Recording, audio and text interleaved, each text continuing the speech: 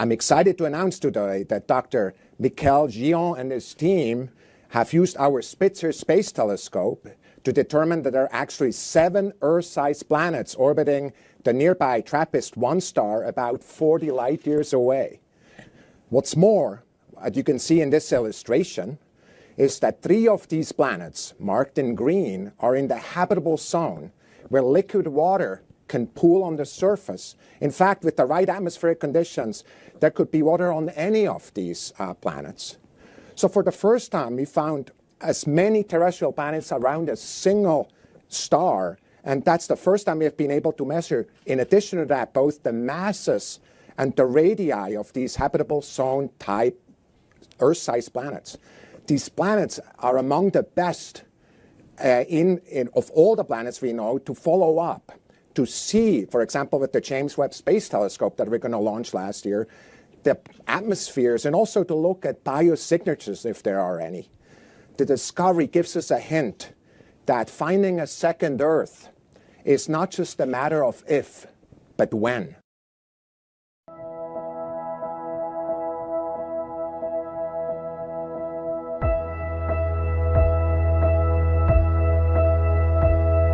The big news is that around a very nearby, cold, small star, we found 7 rocky, Earth-sized planets, all of which could potentially have liquid water.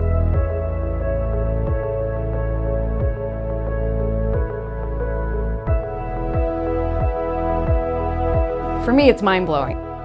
The first time I saw what the system had in it, I just was like, you gotta be kidding me. And then I looked at the data myself, I'm like, yeah, there they all are. It's just, I would have never predicted this. It's beyond, anything I could have ever dreamt of.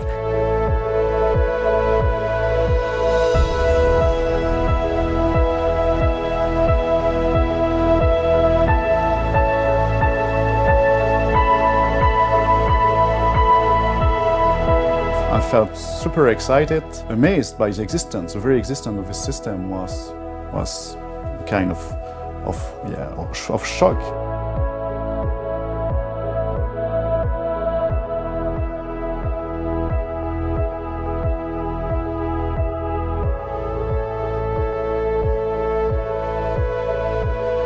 If you were standing on one of these planets, you'd actually see a lot of them sort of in the sky, whipping by on these very short orbital periods.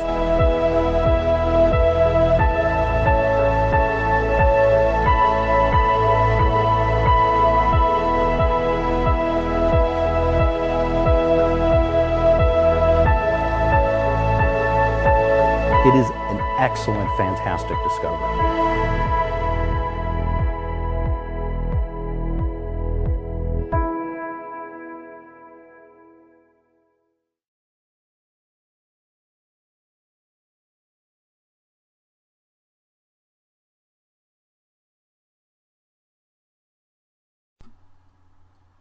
In February 2017, NASA announced this truly amazing discovery.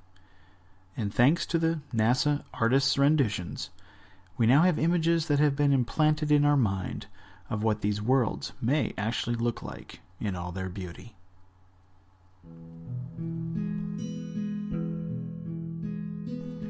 This FTP folder contains the raw source files for the TRAPPIST system. They should look pretty familiar when I click through them, as they've appeared in every video and news article announcing this groundbreaking discovery. What you'll quickly find if you go to this folder is that in each of these are a horizontal flat map for each of the quote-unquote planets, complete with a terminator line or shadow, which are used to create a spherical planet by wrapping the square map around a ball in a software program. Each folder contains the same series of files and naming conventions. The square flat map, a circle rendition of that texture, which is used for that graphic, and an animation. Watch as I click through a number of these other folders.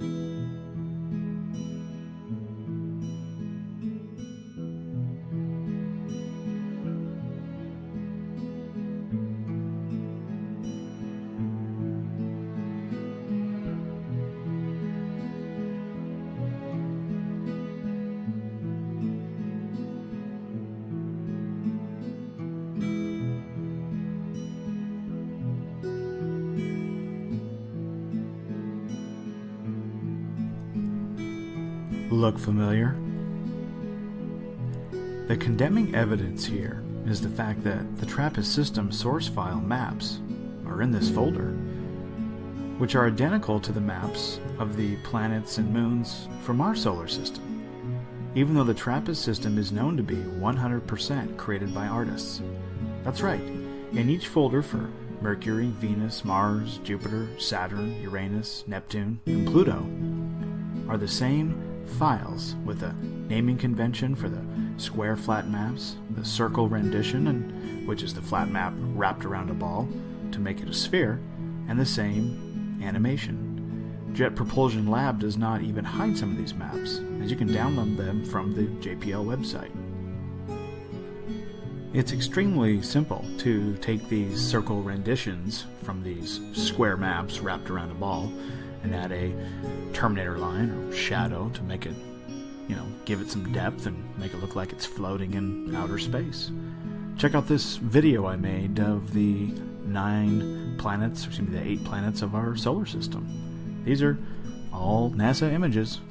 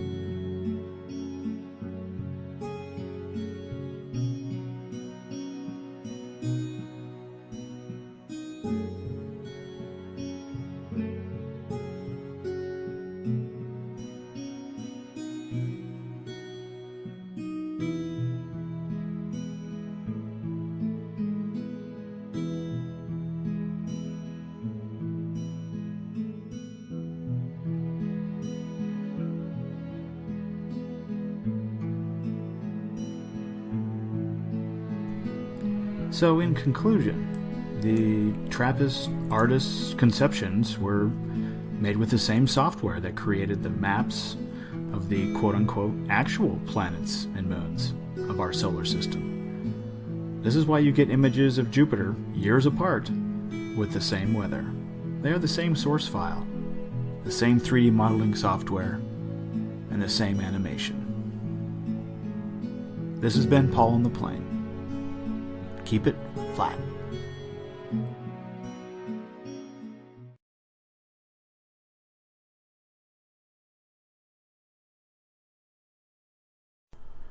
Hey guys, Paul on the Plane back here with you. Welcome to episode 2 of Faking Space, now in our second season. Today we're going to focus on the Himawari geostationary satellite, which we're told is something like a mind-boggling 22,000 miles away from the Earth, sending us a real picture every 10 minutes. Did you know the Himawari ironically means sunflower? So, yeah. There's proof of the heliocentric sun worshippers model right there. So why are we picking on the Himawari today? Well, defenders of the heliocentric model love to point to the quote-unquote almost real-time images from the Himawari as proof of a globular Earth, since it allegedly gives us a picture every 10 minutes, and the weather data seems to be, pretty current. Well, unfortunately for the ballers, we're going to debunk that completely here, simply in the next 5 minutes, and show you how they fake it all. Let's cut right to the smoking gun to start. Here is the website anyone can go to and see this all for themselves. On a side note, the Himawari is operated by the Japanese Meteorological Space Agency and brought to us by the NOAA, the National Oceanic and Atmospheric Administration's GOES geostationary satellite server. And I'll include the links here for all this stuff in the video description, so you can check it out right now if you want. Okay, so when you're at the FTP site, click here for the site description. So when you do, a text file comes up, and you can see right here, they tell you that all of the images in the archive use the underlying colored land images from the NASA Blue Marble dataset. Yep. So the Himawari is actually totally debunked right there. These aren't real pictures coming from a satellite in a geostationary orbit above the Earth getting snapped every 10 minutes and being beamed down for us to all ooh and ah over. They take the Blue Marble data set, which I'm sure you remember. They admitted years ago was a flat strip data pieced together by an artist named Rob Simon in Photoshop, because it had to be, right? But to move on, and then to just briefly show you how they generate a picture every 10 minutes with what appears to be accurate and current weather. This is basically what they do. Now, don't take my word for it, as I always say. Go check it out for yourself. Number 1, they have already created and stored transparent images of the weather over the oceans using climate simulation software, which they openly admit right here that they've done climate simulations up to the year 2095. But it's actually the year 2100 on this FTP server folder, and here's one of the images. And following some of the other images that you can find where the land masses are transparent, and they use all this simulation software to come up with the weather over the oceans. Since our weather data comes from our ground-based Doppler radar, and it's impossible to use ground-based systems to cover the entire vast oceans, so that's where the weather over the oceans comes from, their software simulations. Number 2, now for the weather over the land, the NOAA has supercomputers that take data coming in from all over the world, Doppler radar feeds, and crunch it all together and combine it with the weather simulation data over the oceans, so they come up with a complete composite weather quote-unquote map, which is then wrapped around a ball in their 3D modeling software programs, just like we've shown countless times in our previous episodes with the Earth and the planets, etc. So, then what we get are composite images like this that are created in the 3D modeling software, the current Doppler weather data over land and the simulated weather over the oceans, and it looks like this. So this particular image is on the FTP server and is date and time stamped with October 11th, 2017 at 11:05 a.m. I just chose one randomly. Notice the image shows you the weather for the whole ball and not just part of the ball that is lit by the sun at this particular time. No Terminator line or anything like that. Right? Okay, now here's the kicker. Go to the other file folder, which is the images that we get to see and are told are real pictures from space. But what they've simply done is taken the weather map picture of the whole ball they created, and they superimpose it over the Blue Marble data set, just like they said they did. So what you can see here is the final version of what we're spoon-fed and told is a picture taken by the Himawari from space, 10 minutes ago. This is the image from the same date and time, October 11th, 2017 at 11:05 a.m. And you can see that the weather is exactly the same. Watch it closely. There's your weather map comprised of simulated and Doppler radar being used to complete a composite image. They do this with the Discover satellite too. The Epic camera from 1 million miles away, they tell us. Ridiculous. Okay. Now, also notice the final image has a terminator line added in to try and make it look like a real picture from space, which drives a nail in the coffin of the Himawari because the weather data shows it over the whole ball completely. But they have to add a terminator line to show the Earth only partially lit by the sun based on the time of day that the photo is allegedly taken. So if this is a real picture, how did they know where to put the clouds and weather on the part of the globe with no sunlight? It's completely dark there. It's all right here, guys. They are faking space. Hey, we all fell for it for a long time with their Doppler radar and weather simulation software, building a current weather picture and wrapping it around a ball in 3D software and pasting it onto a black background like they do with all the others, adding a terminator line and calling it a real picture from space. Himawari debunked once and for all. This has been Paul on the Plane. Thanks for watching. Happy Friday, Flat Earth friends. Paul on the Plane here. Just a quick fun video today as we head into the weekend. Most of us use Google as our search engine, I get that, but sometimes I like to use Bing because of their big colorful images, which changes each day. Today's image caught my eye, naturally. Today only, if you go to Bing.com, you will see an amazing picture from NASA that we are told is a shot from the Space Shuttle Endeavour in 2011 of the International Space Station. Isn't it gorgeous? I mean, what an amazing shot. Naturally, I wanted to drop this into Forensically and see what I could find out about this quote-unquote photo, allegedly taken from an alleged altitude of hundreds of miles above the surface of the Earth. The first test I like to perform is always the noise test. For those of you who are photographers, you know what noise is and you know the problems with it. It's always a good test to verify authenticity of a real photograph because the electronic signals the camera interprets as light and the levels of light cannot be faked, unless you add noise after the fact, and we've shown NASA does that in our Faking Space series.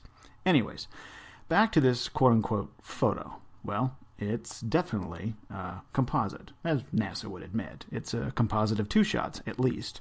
Of course, the background is most likely an image captured by a high-altitude balloon or plane with lens distortion to create the appearance of a curve. We all get that, of course. The I.S.S. is an image from a different source, laid on top of the Earth image, evidenced by this noise analysis. You can tell by looking in between the solar panels, which you can see through on the shot, as each set of these panels is made up of 2 panels with a space in between, and you can see the Earth in between each pair of panels. But when you add the noise analysis, look how much noise is found in between each panel, and at the same level as the panels themselves. Then look at the noise levels from the surface of the Earth and what we are told is quote-unquote space. There's zero consistency between the noise we should see in between the panels and the rest of the background.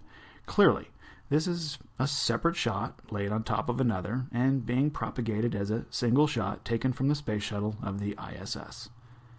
The deception is real, folks. It's alive and well. Of course, this is my opinion and mine alone. You don't have to agree with it. Download the photo, drop it into forensic tools just like I did. Draw your own conclusion if you like. You don't have to agree with me. I'm just showing you what I found and what I think. Have a great weekend, everyone. This has been Paul on the Plane. Keep it flat.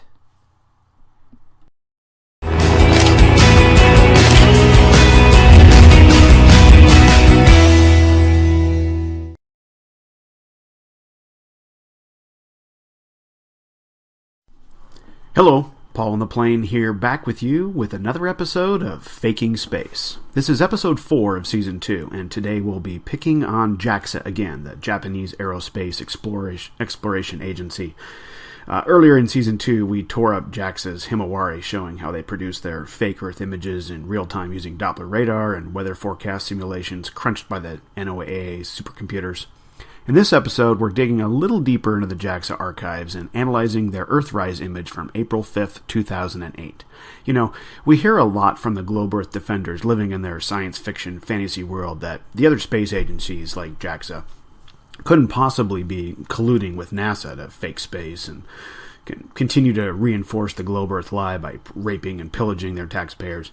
We usually hear that sort of comment after they see evidence that NASA is faking space, so they deflect to the images from other space agencies, which simply means the NASA evidence they just saw was effective in getting them to doubt their space fantasy in the first place.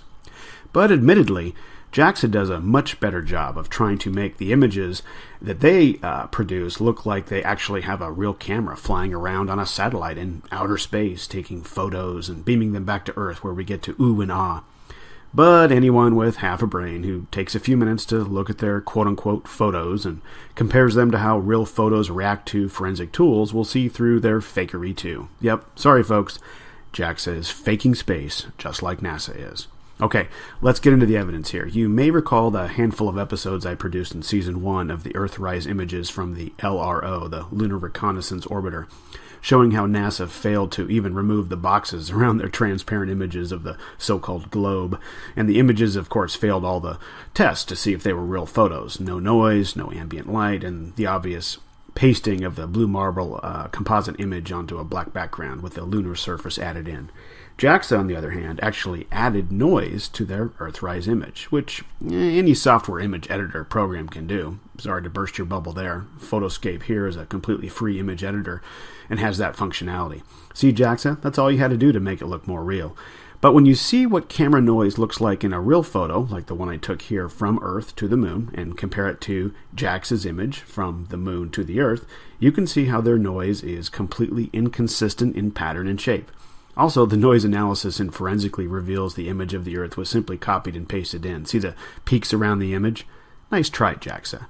Likewise, also, JAXA's image fails the ambient light test. Real photos will have ambient light that is easily detected. Here's the real photo I took of the Moon from the Earth, and you can see the light is emanating from the Moon when I go from complete darkness to complete light. Now, here's the JAXA image taken from the Moon to the Earth, which in theory should be way more reflective of sunlight with all its water and atmosphere, and therefore have much more ambient light, but you can see how it doesn't look anything like it should, if it were a real photo.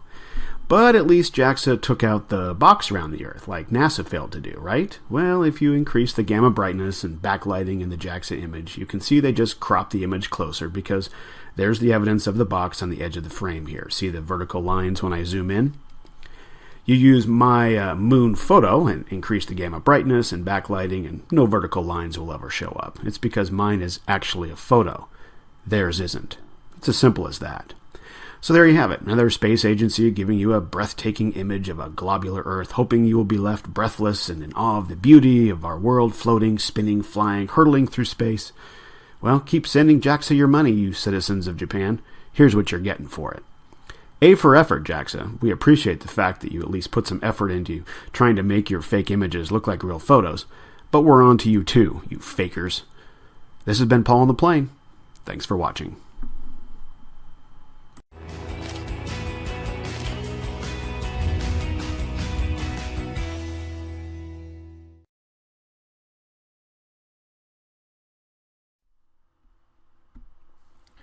Hey guys, Paul on the Plane here. It's been a while since I've produced an episode of Faking Space, but I'm back today simply to add the SpaceX Tesla Roadster launch last month to our forensic analysis series here in Season 2, because it was another classic example of how a government space agency continues the endeavor of the reinforcement of the heliocentric lie to the government school indoctrinated masses with images and video that was anything but authentic.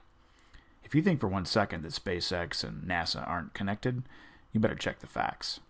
Under our ELV certification agreement, we're undertaking vigorous engineering reviews with the Air Force.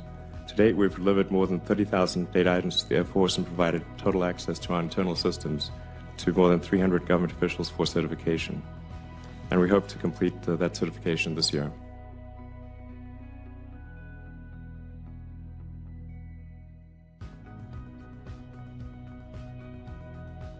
Under our ELV certification agreement, we're undertaking vigorous engineering reviews with the Air Force. To date, we've delivered more than 30,000 data items to the Air Force and provided total access to our internal systems to more than 300 government officials for certification. And we hope to complete that certification this year. But what I'm going to briefly cover today will be nothing new to a lot of you. The truth community did a great job dissecting the SpaceX dog and pony show and presenting all the inconsistencies and anomalies and why the whole thing looked so fake that it had to be real, right? And major props to Jeranism for catching the fact that SpaceX was allowed to modify a recording of its live stream of Starman on YouTube. I wonder how many times they've gotten away with it in the past. I put Jaren's video link in the description below. If you haven't seen it yet, be sure to check it out. Shoot, that in of itself should make your spidey sense tingle. That is, if you're genuinely interested in finding the truth. Unfortunately, many of you who watch this are only interested in trying to discredit or make a mockery of those who are pointing such things out, you religious nutjobs. Your actions and reactions reveal everything about you and your religious fanaticism with quote-unquote space. But I digress. As I was saying, the truth community absolutely tore up the Starman footage within a few days, basically doing the job for me. Thank you all. The countless videos that I saw showing the many different ways SpaceX and those they are colluding with trying to fake space was simply awesome. Today I'm just going to highlight a few of the many different problems with the footage and then file it away in our Faking Space series as one more piece of evidence that we are all being lied to. So, let's get started. Number 1 came with the reveal of the Tesla Roadster and Starman in space with this shot. Yep, you've all seen it. Now, I'm not claiming that this proves the car and dummy were filmed in a studio, although in my opinion it absolutely was. But what I want to point out is how the camera reacts to the change in the new background image and the change in the level of light. Watch it again slowly as the top of the SpaceX rocket opens up and how the camera reacts, which reveals undeniably that the camera has two things: autofocus and auto exposure features. The camera is first focused on Starman and the background of the inside of the rocket, or so we are meant to think it's the inside of the Falcon Heavy. But when it opens, the camera is able to focus on the image of the Earth behind it. That's how most cameras operate. That point is secondary, however, to how the camera reacts to the change in light. When the rocket pop top opens, the flash of bright light we see is because the aperture of the camera was wide open, because the inside of the rocket room the car and dummy were in was very dark. But the aperture quickly closes automatically because of all the light now bombarding the Tesla Roadster directly from the sun and from the sun's reflected light off the Earth, or so we are meant to think that's how it works. The camera auto-adjusts to the new level of light in that instance, and we eventually can see Starman soaring in front of the Earth in all its glory. You can see the autofocus and auto exposure again in this shot with the Earth floating in from left to right. At first it's a big white disk, and then the camera adjusts and we can see the image of the Earth, or so they want us to think that's what it is.